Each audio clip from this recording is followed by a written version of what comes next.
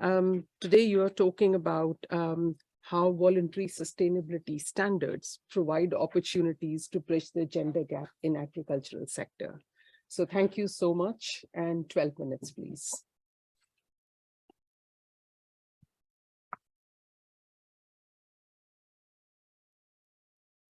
All right. Hello. Can you hear me? Okay. Well, thank you very much to the WTO team. It is a pleasure for me to be here to present our paper on facilitating women's economic empowerment through trade with voluntary sustainability standards. As we have heard in the opening panel, investing in women is smart economics, and trade is a tool. But the question is how? So the Deputy Secretary General of UNCTAD, Pedro Manuel Moreno, highlighted that not only are trade agreements increasingly including gender provisions, but the way gender issues are being dealt with in global supply chains, they come with a demand factor, and that is the certification requirements through voluntary sustainability standards. So before I present the research, let me first highlight some of the things that have been raised during the opening panel of this event 2 days ago. Firstly, international trade has helped women participate in labor force. And secondly, by creating enabling conditions for women to fully participate in the economy, would not only address the constraints rooted in the existence of gendered social structures, but also thrive the economy to benefit all. Studies have also shown that the more involved women are in trade, the more economies grow. And I think we've also heard that from Heidi's presentation. Now, where we are coming from is that women economic empowerment needs to be realized in this sort of settings. Women economic empowerment is the ability for women to participate in, to contribute and to benefit from the growth process, and that recognizes the contributions to negotiate a fairer distribution of benefits. And we refer to market-based tools such as voluntary sustainability standards to bridge the gender gap by complying to its non-discriminatory requirements in order to be certified. However, the realization for these transformations, they go beyond market-based solutions. And why is that? So firstly, from the UN data on gender inequality index, developing states and countries and least developed countries are the most vulnerable to gender inequality. Furthermore, the agriculture sector, which is the most vulnerable to informal employment, which we're looking at 94% of the agricultural workers, they are mostly exposed to the informality nature of employment, and that agriculture sector also employs the most workers in the low-income countries, as we can see here. And on top of all of this, women, they comprise on average 43% of the agriculture labor force in developing countries. But this is not the issue. The issue is women face more discrimination. For example, this diagram here, it shows that the mean nominal monthly earning in agriculture sector by gender in some of the low-income countries. And we can see from this diagram that women are paid significantly lesser, up to 85% difference in some of the countries in Africa. So the way women can have positive effects from international trade is only possible if gender-related trade barriers are minimized.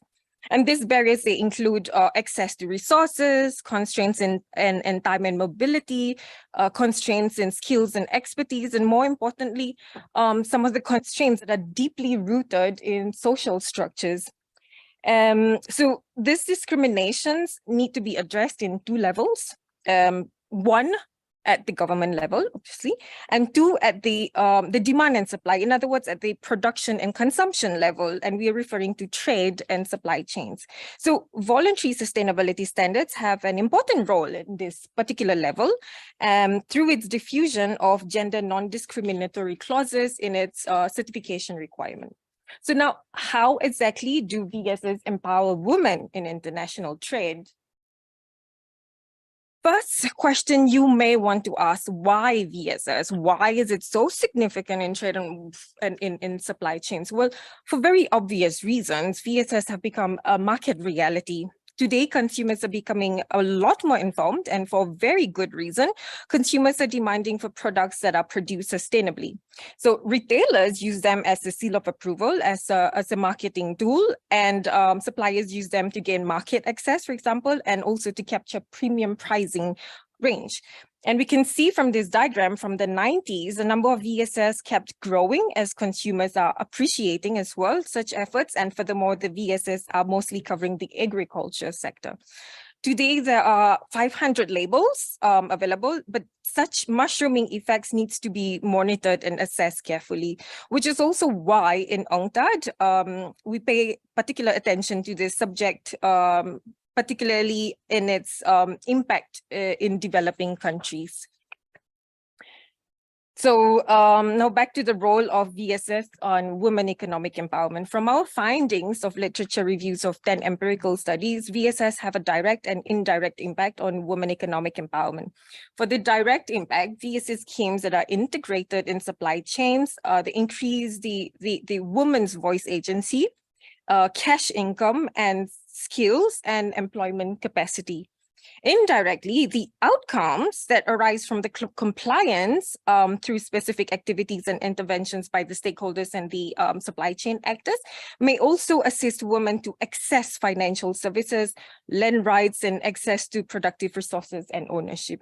Only then we see how women are empowered. When these women are empowered, they will contribute to higher and better opportunities for more women and the entire society to participate in trade.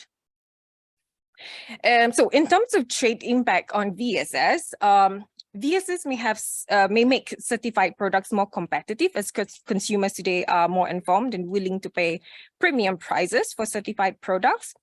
There has also been an increase in demand for that reason, and it reduces costs, particularly in supply chains across borders, as the requirements are persistent from supply chain actor to actor, buyers to suppliers, and the reduced institutional and development gaps between trade partners. This is evident with the new addition of sustainability chapters in trade agreements.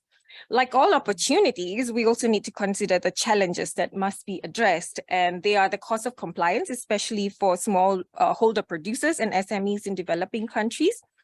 Its potential barrier to trade, especially when some importing countries set mandatory requirements that may be considered as trade barriers for the exporting countries, and the risk of displacement effect, where small exporters are unable to comply and may also be driven out of the market. So this is the main slide, actually. So what are the impact of VSS on women economic empowerment? Firstly, on the employment conditions, VSS have requirements that include gender non-discriminatory clauses in order to be certified. So, for example, you see fair trade certified banana producer organizations.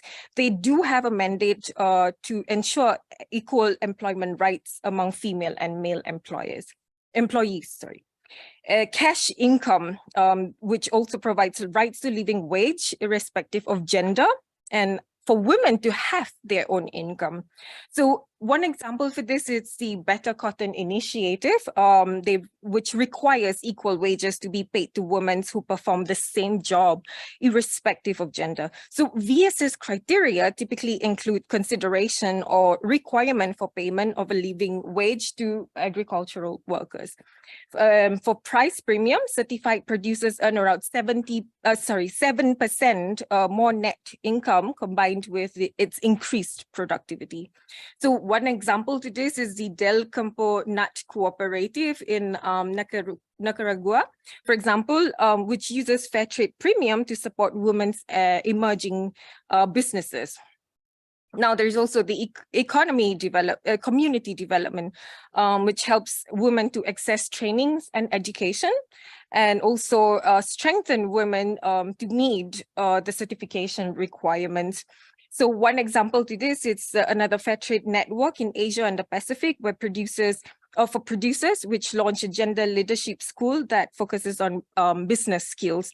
So this can be a very powerful tool for women in providing practical training skills such as finance, negotiation skills, group decision-making, as well as creating awareness of gender equality. And last but not least, the decision-making power. With income and skills, women can be perceived to make better decisions. So the training and education that VSS provide are also imperative for increasing the voice of women and their decision-making role. In Punjab, Pakistan, one example to give you is with the funding of the Better Cotton Growth and Innovation Fund, they provide training to empower these women. They provide women with seeds, tools, equipment to set up their own businesses and running a small tree nurseries on their land. So where do we go from here? What we wanted to highlight is some of the priority areas to make VSS work for women. So although VSS may have some positive impacts on women, the challenges, however, are still rooted back to the governance and the societal structure in the setting. Which can be also very limiting for VSS, which is a market-driven tool.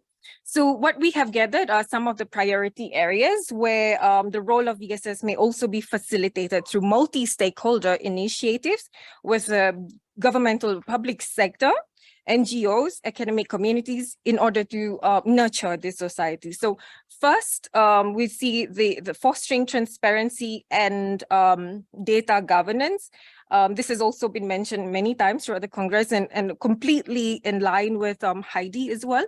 Data governance represent a very important innovation in VSS model from gender perspective. Secondly, facilitating information sharing and trainings for women, which takes into account the limited time and their restricted mobility. So this is because certification requires efforts and skills to improve product quality and the environmental management, which takes on additional burden on women on top of their role as caregivers. Thirdly, improving land rights for women by providing them with legal advice on land rights and trainings on leadership skills, farm management, cooperative. This is just some ways that can increase the proportion of farms registered to women. Fostering financial literacy to empower women. By empowering women with financial literacy can help them make decisions on investments, for example. Some VSS schemes provide resources for women-led businesses, and that financial institutions may also consider similar incentives in order to aid women entrepreneurs. Lifting the unwritten barriers for women to participate in community development. By creating the conditions for women to participate in community development more fully, we not only address equal rights, but also increase opportunities for women in a manner that will drive the entire economy. And last but not least, accelerating women economic empowerment to strengthen food security. Very important point here. But because when women are empowered through their income earnings, they will be able to spend more on health care and education for their children and investments that could produce long-term positive results for their farm families. So from where we see our project is that certification can be raised as a potential response for domestic food security needs, and that rural women have an important role in terms of the availability, the accessibility, the utilization, the stability of food production. So with that, I will end my presentation here, and I would like to thank you on behalf of the team of authors for this paper. Thank you very much.